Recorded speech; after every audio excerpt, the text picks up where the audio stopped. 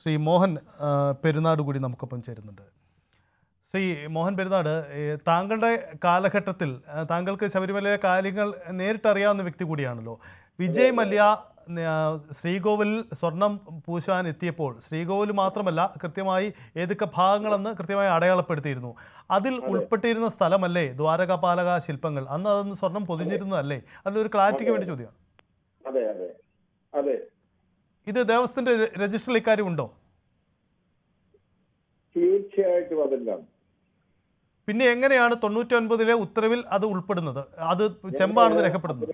അതിന് ഒരു ഇത് പറയാം, അതായത് ആമുഖമായിട്ട് പറയുക, ഭഗവാൻ അയ്യപ്പൻ അന്ധനല്ല, ഭഗവാൻ അയ്യപ്പൻ മൂകനല്ല, ഭഗവാൻ അയ്യപ്പൻ ബദിരനല്ല.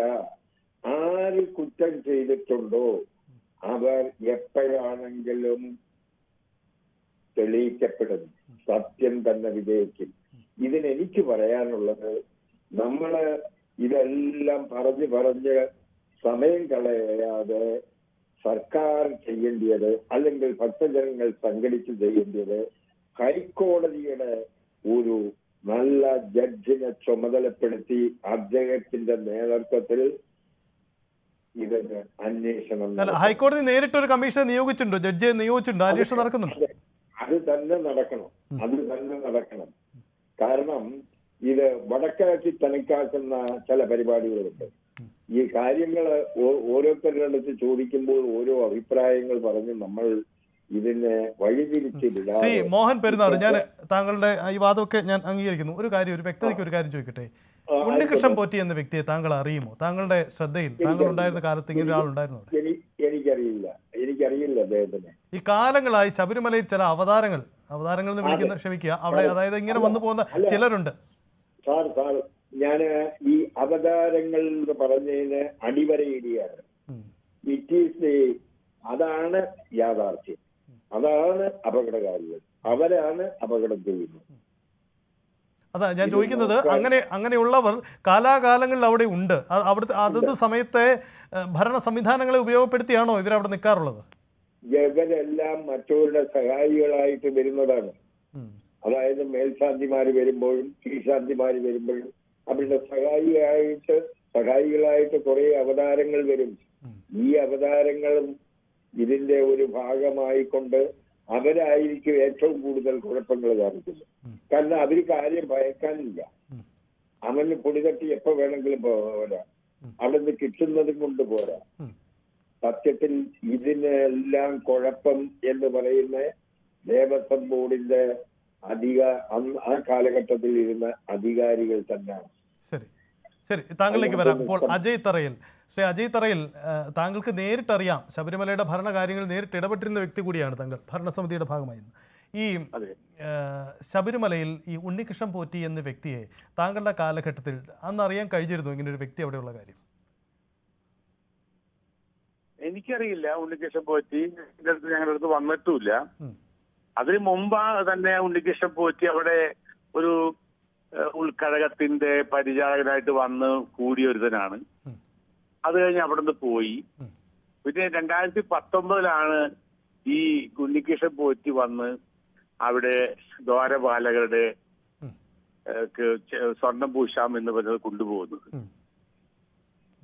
അല്ല, ഞാൻ ഒരു കാര്യം ചോദിക്കട്ടെ. താങ്കളൊക്കെ ഭരണസമിതിയിൽ ഈ ദേവസ്വം ബോർഡിന്റെ സംവിധാനത്തിലേക്ക് വരുമ്പോൾ നിങ്ങളൊക്കെ എന്താണ് ദേവസ്വം അതിന്റെ ശബരിമലയുടെ പ്രവർത്തനം എന്നൊക്കെ പരിശോധിച്ച് കാണുമല്ലോ. അവിടെ ഇപ്പോഴും ഞങ്ങൾക്ക് അവശേഷിക്കുന്ന ഒരു സംശയം, വിജയ് മല്യ അവിടെ സ്വർണം പൊതിഞ്ഞ സമയത്ത് ദ്വാരപാലക ശില്പങ്ങളും സ്വർണം പതിഞ്ഞു എന്നതാണ് നമുക്ക് വ്യക്തമാവുന്ന കാര്യം. ദേവസ്വത്തിന്റെ രജിസ്റ്ററുകളിൽ ഇക്കാര്യങ്ങളൊക്കെ കൃത്യമായി സൂചിക്കുന്നുണ്ടോ? താങ്കൾ അത് പരിശോധിച്ചിട്ടുണ്ടോ? അത് അറിയാൻ കഴിഞ്ഞിട്ടുണ്ടോ? ആ ദേവസ്വത്തിന്റെ രജിസ്റ്ററിലുണ്ടാവും, തീർച്ചയായിട്ടും ഉണ്ട്. കാരണം 30.5 കിലോഗ്രാം സ്വർണം ഉപയോഗിച്ചു എന്നാണ് പറയുന്നത്. ദേവസ്വം ബോർഡിന്റെ അന്നത്തെ തിരുവാഭരണ കമ്മീഷണർ റെക്കോർഡ് ചെയ്തിട്ടുണ്ടാവും. അത് ഞങ്ങൾ നോക്കിയിട്ടില്ല. പക്ഷേ അതിനുശേഷം ഞങ്ങൾ അവിടെ സ്വർണ്ണ കൊഴിവരം പൂശിയപ്പോൾ ഹൈക്കോടതി കമ്മീഷണർ ആയിരുന്ന അഡ്വക്കേറ്റ് കുറുപ്പ് അദ്ദേഹം വരികയും അദ്ദേഹം അന്ന് തിരുവാഭരണ കമ്മീഷണർ ആയിരുന്ന അജിത്ത് അത് കൃത്യമായി രേഖപ്പെടുത്തുകയും അദ്ദേഹം കോടതിയിൽ അത് ബോധിപ്പിക്കുകയും ചെയ്തിട്ടുള്ളതാണ്. ഈ 30.5 കിലോഗ്രാം ഉപയോഗിച്ചുകൊണ്ട് ഈ 2 ദ്വാരപാലകന്മാർ പടി, അതിന്റെ കട്ടളപ്പടി, അതിന്റെ ഡോർ ഇതെല്ലാം സ്വർണം പൂശുകയല്ല ചെയ്തത്, സ്വർണം പൊതിയുകയാണ്. ഞങ്ങൾ സ്വർണം പൊതിയുകയാണ്. ആ സ്വർണം പൊതിയുക എന്ന് പറയുന്നത് സ്വർണം ഏതാണ്ട് ഓയിൽ പേപ്പറിന്റെ കരത്തിൽ സ്വർണം തട്ടിയെടുത്ത് അത് ഇതിൽ പതിപ്പിക്കുക. അത് ഒരു ലെയർ പതിപ്പിക്കും, അത് പോളിഷ് അതിന്റെ അടുത്ത ലെയർ പതിപ്പിക്കും, അങ്ങനെയാണ് ചെയ്യുന്നത്. അങ്ങനെ പതിപ്പിച്ച ദ്വാരപാലകരെ ഒരു കാരണവശാലും അവിടുന്ന് കൊടുത്തയക്കാൻ പാടില്ല. അവിടെ എന്ത് ചെയ്യണമെങ്കിലും ആ സ്ഥലത്ത് തന്നെ വെച്ച് അവിടെ കാലിബ്രേറ്റ് ചെയ്ത ഒരു വെയിങ് മെഷീൻ തൂക്കി, അതിനുശേഷം പ്രവൃത്തി ചെയ്ത് വീണ്ടും തൂക്കി, അങ്ങനെ അവിടെ തിരുവാഭരണ കമ്മീഷണർ, വിജിലൻസ് ഓഫീസർ, ഗാർഡുമാർ അടക്കമുള്ളവരുടെ സ്ഥാനത്ത് ചെയ്യേണ്ട ഒരു കാര്യം. 2019 എന്തിനു വേണ്ടിയാണ് ഇവന്റെ കയ്യിൽ ഈ സാധനം കൊടുത്തു വിട്ടത്? യാതൊരു ക്രെഡിബിലിറ്റിയും ഇല്ലാത്ത, ഇന്ത്യയിൽ അറിയപ്പെടുന്ന ഒരു കമ്പനിയോ ഒരു സ്ഥാപനമോ ഇല്ലാത്ത ഉണ്ണികൃഷ്ണൻ പോറ്റി എന്നൊരു വ്യക്തിയുടെ കയ്യിൽ ഇത് കൊടുത്തുവിടുകയും അന്ന് കൊണ്ടുപോയതിനു ശേഷം അവിടെ നിങ്ങൾക്കറിയാം ഈ സ്വർണം മുഴുവനും ഈ പൊട്ടാസ്യം സൈനൈഡ് ലായനി ഉപയോഗിച്ച് അതിൽ നിന്ന് ഉരുക്കിയെടുക്കും. അങ്ങനെ ഉരുക്കിയെടുത്തതിന് ശേഷം അവർ ചെയ്തത് അത് ഇലക്ട്രോണിക് പ്ലേറ്റിംഗ് ആണ് നടത്തിയത്. 1 ഗ്രാം തങ്കം എന്ന് നമ്മൾ പറഞ്ഞു കേട്ടിട്ടില്ലേ? അങ്ങനെയുള്ള ഇലക്ട്രോണിക് പ്ലേറ്റിംഗ് ആണ് നടത്തി കൊണ്ടുവന്നത്. ശരി, താങ്കൾ ദയവായി ഒന്ന് തുടരുക. ശ്രീ ജെ പത്മകുമാർ നമുക്കൊപ്പം ചേരുന്നുണ്ട്. ദേവസ്വം ബോർഡ് മുൻ പ്രസിഡന്റ് കൂടി എ പത്മകുമാർ കൂടി നമുക്കൊപ്പം ചേരുന്നുണ്ട്, ദേവസ്വം ബോർഡ് പ്രസിഡന്റ്. ശ്രീ പത്മകുമാർ, താങ്കളുടെ കാലഘട്ടത്തിൽ 2019 ഈ പറഞ്ഞ കാര്യങ്ങളൊക്കെ നടന്നിരിക്കുന്നത്. അതാണ് വലിയൊരു ആക്ഷേപമായി വരുന്നത്. എങ്ങനെ ഇത് പുറത്തേക്ക് കൊടുത്തുവിട്ടു എന്ന ചോദ്യമാണ്. അതിന് കൃത്യമായൊരു മറുപടി പറയാൻ എന്താണെന്ന് സംഭവിച്ചത്?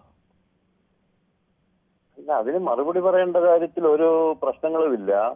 ഇപ്പോ ബഹുമാനപ്പെട്ട ഹൈക്കോടതിയില് സ്പെഷ്യൽ കമ്മീഷണർ കൊടുത്തിട്ടുള്ള റിപ്പോർട്ടിന്റെ അടിസ്ഥാനത്തിൽ ഇത് അന്വേഷിക്കാനും ദേവസ്വം വിജിലൻസ് ഉൾപ്പെടെ അന്വേഷിക്കാനും ഒരു മുൻ ജില്ലാ ജഡ്ജിയുടെ മേൽനോട്ടത്തിൽ ഈ കാര്യങ്ങൾ ആകെ പരിശോധിക്കണമെന്നും പറഞ്ഞിട്ടുണ്ട്. അതിനെ സ്വാഗതം ചെയ്യുകയാണെന്ന് മാത്രമല്ല, 98 മുതലുള്ള അതിനുശേഷം നടന്നിട്ടുള്ള കാര്യങ്ങൾ, ആ കാര്യങ്ങൾ ഉൾപ്പെടെ ഇത് പരിശോധിക്കേണ്ടതായിട്ടുണ്ട്. ഇപ്പൊ എന്റെ കാലത്ത് ഈ സ്വർണം പൊതിഞ്ഞ ചെമ്പ് പീഠം എന്നൊക്കെ പറഞ്ഞിട്ടാണല്ലോ പറഞ്ഞത്. യഥാർത്ഥത്തിൽ ചെമ്പ് പാളിയാണ്. ദ്വാരപാലക ശില്പം കറുത്തിരിക്കുന്നു, അത് മാറ്റണം. ഏതായാലും നമ്മൾ തീരുമാനിച്ചത് എന്താ? ഞങ്ങൾ തീരുമാനിച്ചത് അത് സ്വർണം പൊതിയാൻ ആവശ്യമായിട്ടുള്ള ഇടപെടൽ നടത്താൻ ദേവസ്വം ബോർഡിന്റെ സ്വർണം എടുക്കാൻ പാടില്ല.